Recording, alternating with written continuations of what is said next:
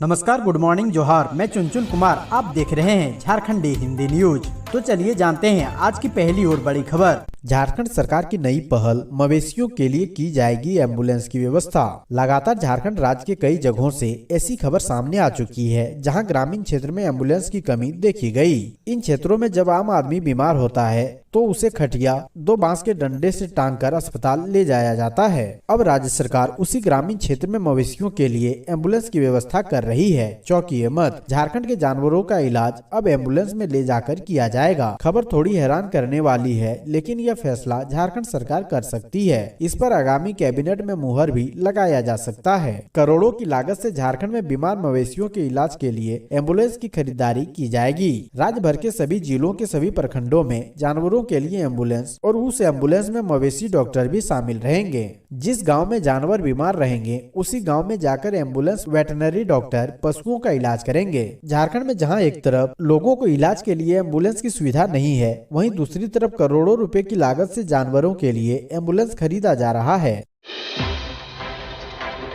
भाजपा सांसद निशिकांत दुबे ने कहा, बिहार में कोई शराबबंदी नहीं है, यह केवल नीतीश कुमार का अहम है। बिहार के पड़ोसी राज्य झारखंड आने वाले भारतीय जनता पार्टी के सांसद निशिकांत दुबे ने छपरा शराब कांड पर मुख्यमंत्री नीतीश कुमार की आलोचना करते हुए कहा है कि बिहार में कोई शराबबंदी नहीं है, यह केवल नीतीश कुमार का झूठा अहम है। इसके कारण न जाने कितने लोग मिलावटी शराब पी रहे हैं और अपनी जान दे रहे हैं। उन्होंने कहा कि बिहार की सीमा से साझा करने वाले झारखंड के जिलों में भी फेल शराबबंदी के कारण कई लोगों की आदतें खराब हो रही है और वो भी अवैध शराब तस्करी के काम में लगे हुए हैं। गोड्डा से लोकसभा के सांसद निशिकांत दुबे ने नीतीश कुमार द्वारा भाजपा सदस्यों के साथ किए गए आक्रामक व्यवहार की निंदा करते हुए कहा, राजनीति में उनके दिन पूरे हो चुके हैं और 2024 के लोकसभा चुनाव के बाद वो घर पर बैठ जाएंगे। उन्होंने कहा कि छपरा में 40 से अधिक लोगों की मौत शराब पीने से हुई है और नीतीश कुमार कहते हैं कि बिहार में शराब पूरी तरह से बंद है। इतनी बड़ी संख्या में हुई मौत के बाद उन्हें बताना चाहिए कि आखिर किस तरह की शराबबंदी है, जहां लोग शराब पी भी रहे हैं और उनके कारण जान भी जा रही है। फोटोग्राफी या वीडियो बनाने का शौक है तो 57 लाख रुपए तक जीत सकते हैं पुरस्कार। फोटोग्राफी और वीडियोग्राफी का शौक रखने वालों के लिए सुनहरा अवसर है। कैमरे के लेंस और अपने विजन के जरिए दिखाएं झारखंड की परंपरा, कला, संस्कृति, प्राकृतिक सौंदर्य, धार्मिक स्थल, नृत्य एवं अन्य गतिविधियों और जीते 57 लाख रुपए तक का पुरस्कार। 15 दिसंबर से 15 जनवरी तक आयोजित इस प्रतियोगिता में प्रथम स्थान प्राप्त करने वाले को 1 लाख रुपए, द्वितीय स्थान प्राप्त करने वाले को 75,000 एवं तृतीय स्थान प्राप्त करने वाली को 50,000 रुपए पुरस्कार दिए जाएंगे। प्रत्येक श्रेणी में 20,000 रुपए के सामयिक पुरस्कार भी शामिल है। विजेताओं का चयन उनके सोशल मीडिया पोस्ट पर व्यूज या लाइक के आधार पर किया जाएगा। फोटो और वीडियो का मापदंड HD फोटोग्राफ व JPG फॉर्मेट है। न्यूनतम 10 MB और अधिकतम 50 MB तक होना चाहिए। वीडियो कम से कम 1 मिनट से अधिकतम 2 मिनट 30 सेकंड का होना चाहिए। रील या शॉर्ट वीडियो की अवधि 30 सेकंड की होगी। प्रतिभागी 1 या अधिकतम 4 फोटोग्राफ अपलोड कर सकते हैं। नगर निकाय चुनाव को लेकर सरकार का बड़ा फैसला, रांची आदित्यपुर में अब ST मेयर, धनबाद में SC। राज्य सरकार ने रोस्टर सिस्टम के आधार पर नगर निकायों के एकल पदों के आरक्षण का नियम बदलने का निर्णय लिया है। इस निर्णय को कैबिनेट की स्वीकृति मिल गई है। नगर निकायों में 4 से 5 महीने में चुनाव होने के आसार हैं। इसके लिए राज्य सरकार ने आबादी के आधार पर आरक्षण का सिद्धांत अपनाने का निर्णय लिया है। जिस नगर निकाय क्षेत्र में जिस वर्ग की आबादी अधिक होगी उसे ही अध्यक्ष पद का हक मिलेगा। इस प्रकार रांची और आदित्यपुर जैसे निकायों में मेयर अथवा अध्यक्ष पद अनुसूचित जनजाति यानी ST के लिए आरक्षित होगा, तो धनबाद में यही पद अनुसूचित जाति यानी SC के लिए आरक्षित हो जाएगा। बोकारो और देवघर में सामान्य वर्ग के लोग मेयर बन सकते हैं। इसके लिए अभी जनसंख्या अनुपात का अधिकृत तौर पर आकलन किया जाएगा। यह आकलन कर रिपोर्ट बन जाने के बाद ही सभी निकायों में अप्रैल-मई में चुनाव कराए जा सकते हैं। कैबिनेट ने इसके साथ ही बुधवार को कुल 29 प्रस्तावों को स्वीकृति प्रदान कर दी है। प्रधानमंत्री किसान सम्मान निधि योजना व अच्छी आमदनी को लेकर कृषि वैज्ञानिकों ने किसानों को दी ये सलाह। पलामू के मेदिनीनगर में केंद्रीय संचार ब्यूरो, डाल्टनगंज एवं सूचना एवं प्रसारण मंत्रालय द्वारा क्षेत्रीय अनुसंधान केंद्र चियांकी में प्रधानमंत्री किसान सम्मान निधि योजना एवं फिट इंडिया पर विशेष जागरूकता कार्यक्रम का आयोजन किया गया। इस अवसर पर मुख्य अतिथि जिला कृषि पदाधिकारी दिनेश कुमार मांझी ने कहा कि कृषि कार्य में तकनीक आवश्यक है। इसके जरिए वैज्ञानिक पद्धति से खेती करने से किसानों को फायदा होगा। किसानों को उचित सलाह देने के लिए वैज्ञानिक भी उपलब्ध हैं। पलामू कम बारिश वाला क्षेत्र है, ऐसे में टपक सिंचाई से फसलों से अधिक उत्पादन लिया जा सकता है। इसके लिए सरकार से अनुदान भी दिए जाते हैं। ईडी ने झारखंड पुलिस को भेजा समन। सोरेन सरकार बोली जांच एजेंसियां कर रही अधिकारों का दुरुपयोग, सुप्रीम कोर्ट पहुंचा मामला। झारखंड में राज्य पुलिस और ईडी के बीच तकरार काफी बढ़ गई है। ईडी ने कथित भ्रष्टाचार से जुड़े एक मामले में राज्य के कई पुलिस अधिकारियों को पूछताछ के लिए समन भी जारी किया है। अब मामला सुप्रीम कोर्ट पहुंच चुका है। सुप्रीम कोर्ट ने झारखंड सरकार की ओर से ईडी के अधिकारों को चुनौती देने वाली याचिका को स्वीकार कर लिया है। सर्वोच्च न्यायालय में झारखंड सरकार ने ईडी की ओर से राज्य पुलिस अधिकारियों को भेजे गए समन को रद्द करने की अपील की है। सरकार ने कहा है यह मामला टेंडर विवाद का है और पुलिस इसकी जांच कर रही है। केंद्रीय जांच एजेंसी की ओर से संबंधित पुलिस अधिकारियों को समन भेजा गया है। यह राज्य पुलिस के अधिकारों का सीधा उल्लंघन है। अदालत ने भी इस याचिका को स्वीकार कर लिया है।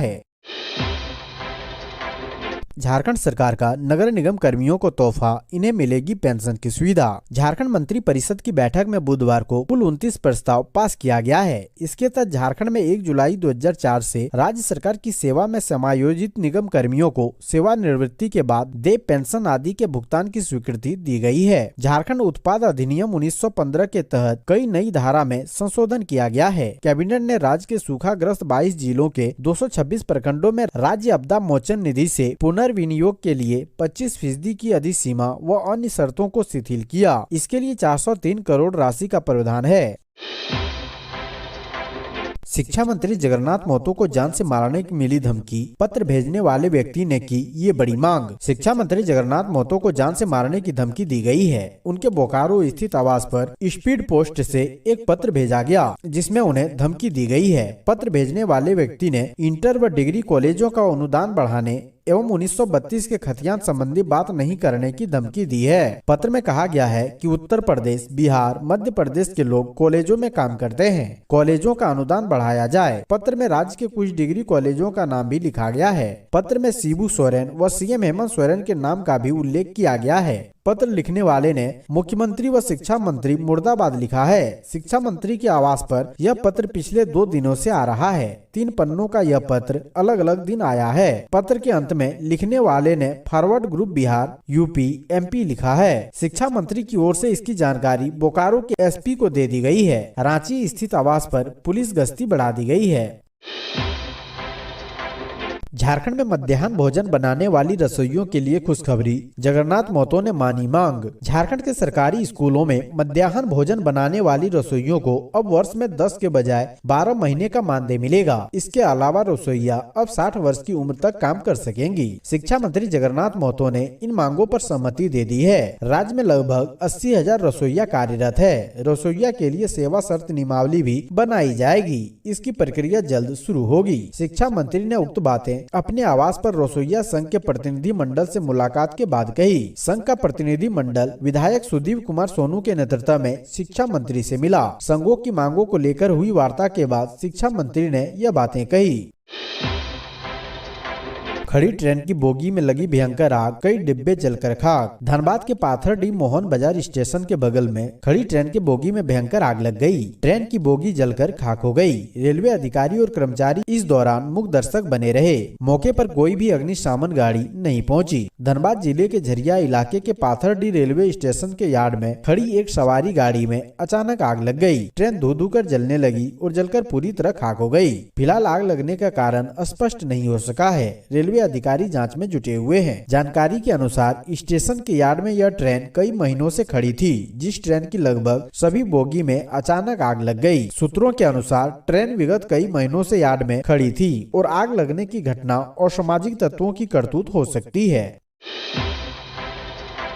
देवघर रोपवे हादसा और रांची हिंसा की जांच अब तक क्यों है लंबित, राज्यपाल ने मांगा जवाब। राज्यपाल रमेश बैस ने सीएम हेमंत सोरेन को पत्र लिखकर देवघर रोपवे हादसा और रांची हिंसा की जांच में अब तक क्या हुआ है इसकी जानकारी मांगी है। उन्होंने इन दोनों मामलों में राज्य सरकार द्वारा जांच रिपोर्ट नहीं दिए जाने से राज्यपाल रमेश बैस ने नाराजगी जताई है। राज्यपाल रमेश बैस ने मुख्यमंत्री हेमंत सोरेन को पत्र लिखकर राज्य में घटित 2 विशेष घटनाओं की तरफ ध्यान आकृष्ट कराया है। उन्होंने जिक्र किया है कि 10 अप्रैल 2022 को देवघर जिला में त्रिकुट पहाड़ी पर रोपवे दुर्घटना हुई थी। उस दुर्घटना की जांच के लिए राज्य सरकार ने 19 अप्रैल 2022 को एक समिति गठित की थी। समिति को 2 माह में जांच प्रतिवेदन समर्पित करना था। इसी तरह रांची शहर में 10 जून 2022 को सांप्रदायिक हिंसा और पुलिस फायरिंग की गंभीर घटना हुई थी। उस घटना की जांच के लिए राज्य सरकार ने वरीय पदाधिकारियों की एक समिति का गठन किया था, जिसे 2 माह में जांच प्रतिवेदन देना था। इन दोनों घटनाओं के संबंध में अभी तक संबंधित जांच एजेंसियों ने कोई जांच प्रतिवेदन राज्य सरकार को नहीं दिया है। राजभवन की ओर से मुख्य सचिव से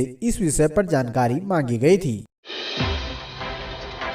अवैध खनन के आरोपी बच्चू यादव का आर्म्स लाइसेंस होगा रद्द, डीसी ने दिया आदेश। साहिबगंज में अवैध खनन मामले में आरोपी बच्चू यादव के हथियार का लाइसेंस रद्द किया जाएगा। यह निर्णय डीसी राम निवास यादव की अध्यक्षता में आयोजित जिला सुरक्षा समिति की बैठक में लिया गया है। अवैध खनन और परिवहन मामले में आरोपी बच्चू यादव के हथियार का लाइसेंस रद्द होगा। डीसी राम निवास यादव ने बताया कि बच्चू यादव अवैध खनन मामले में आरोपी है। ईडी ने कार्रवाई करते हुए गिरफ्तार किया और अभी जेल में बंद है। उन्होंने कहा कि बच्चू यादव के पास राइफल के लाइसेंस है, जिसे रद्द करने का आदेश दिया गया है। बताया जा रहा है कि सकरी के रहने वाले एक व्यक्ति ने बच्चू यादव के खिलाफ प्राथमिकी दर्ज कराई थी। इसके साथ ही गृह विभाग से उनके हथियार के लाइसेंस रद्द करने का भी अनुरोध किया गया था।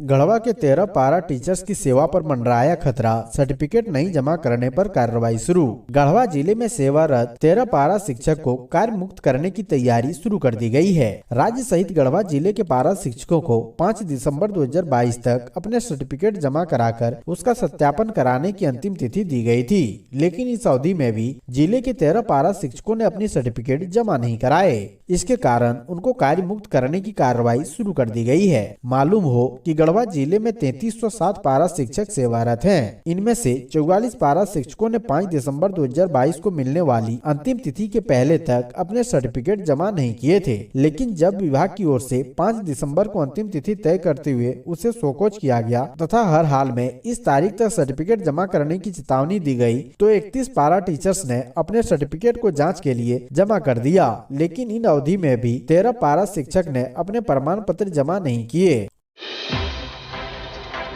राज्य में अगले 5 दिनों तक मौसम रहेगा शुष्क, ठंडी हवा चलने का पूर्वानुमान। मौसम विभाग के अनुसार राजधानी रांची समेत आसपास के जिलों में सुबह में कोहरे के बाद मौसम साफ रहेगा। मौसम वैज्ञानिक अभिषेक आनंद ने बताया कि राज्य में अगले 5 दिनों तक मौसम शुष्क रहेगा और ठंडी हवाएं भी चल सकती है। राज्य में अगले 3 से 4 दिनों के दौरान रात के तापमान में धीरे धीरे से 3 से 4 डिग्री सेल्सियस गिरावट हो सकती है। राज्य में अगले 3 से 4 दिनों के दौरान रात के तापमान में धीरे धीरे से 3 से 4 डिग्री सेल्सियस की गिरावट हो सकती है। इसके बाद अगले 2 दिनों में कोई बड़े बदलाव की संभावना नहीं है। आसमान साफ रहेगा एवं मौसम मुख्यतः शुष्क रहेगा।